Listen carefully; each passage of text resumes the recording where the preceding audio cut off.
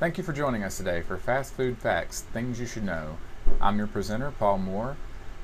This series is part one in a series of fast food information that we'll be discussing. The presentation is brought to you by Employee Wellness in the Wellness Center. And again, thank you for joining us for today's presentation.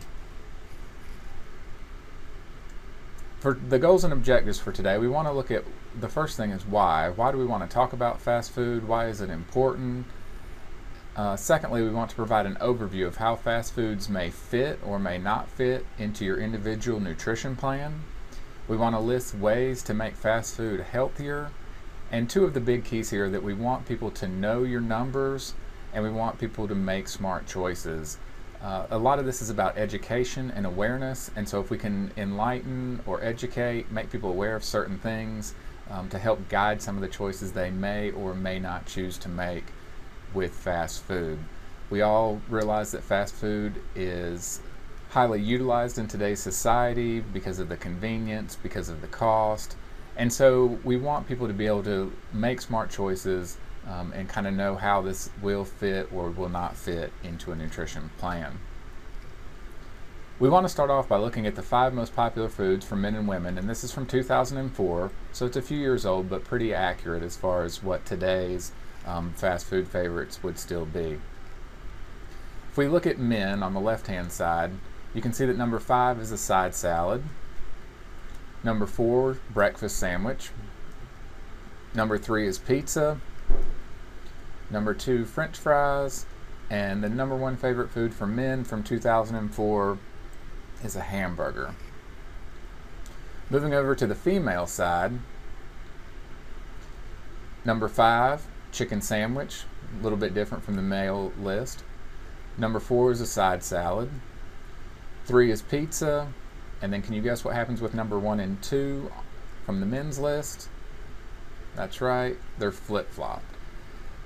The reason we do this or we list this is to illustrate the point that, as you can see, if we're looking at both lists, that there's not really any great choices as far as health goes on either side.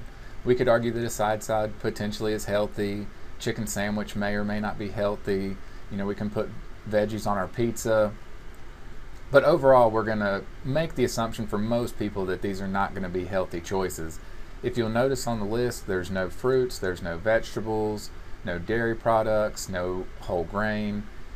So it illustrates the point that of the favorite or most popular foods, that we don't have a good selection for healthy options. If you look at this illustration, this is based on freshman food consumption in a college setting, and this is a hypothetical diagram.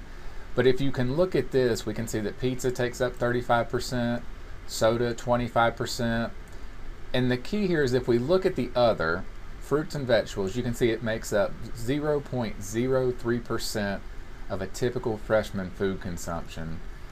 So obviously we really want to increase that number. So if you have a second, what's interesting to think about, and you can draw it if you want to, is to go ahead, if you have a sheet of paper, and kind of draw what your donut would look like. So think about how you normally eat. Take a second to reflect on the choices that you make, how you generally eat, and just draw a quick diagram of what your donut would look like. And it gives you some awareness of what you have been eating or maybe what you haven't been eating. A lot of times people just eat and we don't think about it. It's just we do it mindlessly. So take a second and draw your donut.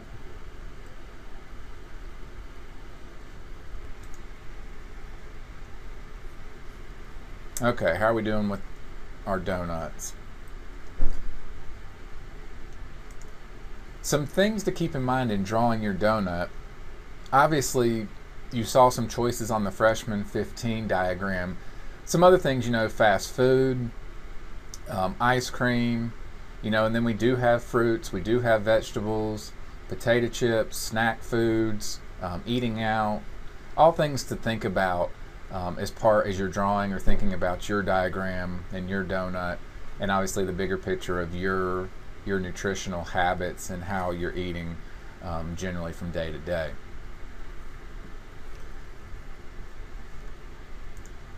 these are some important things to remember. The first one, for our daily needs for most people,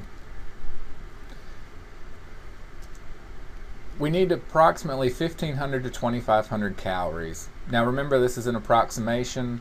There's lots of variables that are used to decide this more precisely, but obviously we want to consider our height and our weight, our gender, our age, our activity level, whether we're trying to gain weight or lose weight or stay the same weight.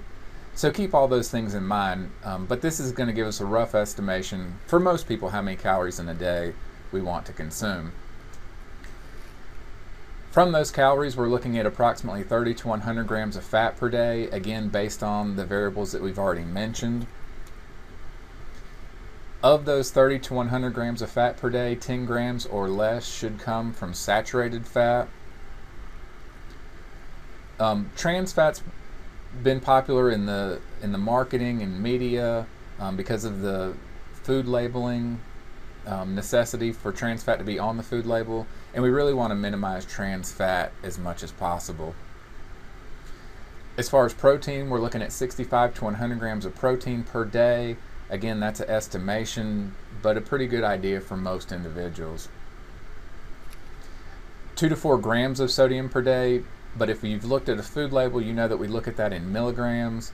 So again, if we convert that, we're looking at 2,000 to 4,000 milligrams of sodium per day. Next, we have 25 to 40 grams of fiber per day.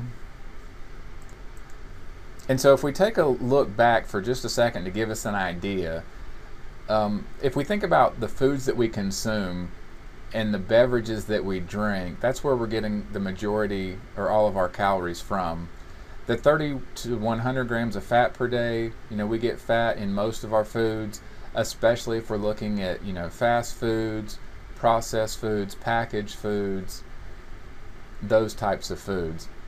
Protein sources in the diet are going to include turkey and chicken, beef, meat, poultry, but don't forget about the non-meat sources of protein such as beans and some of our vegetables. Sodium we generally think of with salt and salt consumption. We want to limit how much extra salt we add to foods.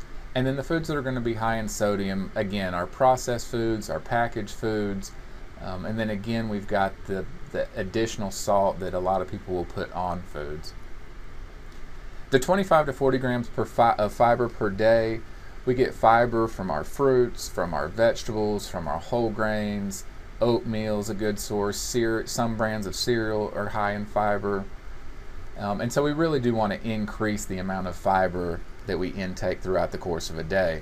The average American is going to consume probably around 8 grams of fiber per day, which is less than a third of the recommendation. So we really do want to try to increase fiber in our diet. When we do so, we do want to do it slowly, and we do want to make sure that we're consuming adequate fluids. The last point we'd like to make with this slide is to keep this handy, keep it in front of you when you're going through the modules. We're going to refer back to it at different points to show you the comparison of what some of the fast foods actually have in them from a calorie and fat and sodium standpoint to what your recommendation is. So again, if we think about the first couple slides, and we want to look at how these foods or certain fast foods fit or may not fit into our daily nutrition, it's handy to keep this in front of you so you can have that number for comparison's sake. Thanks again for joining us for part 1 today, things we should know about fast food. We look forward to discussing hopefully helpful and additional information in the future.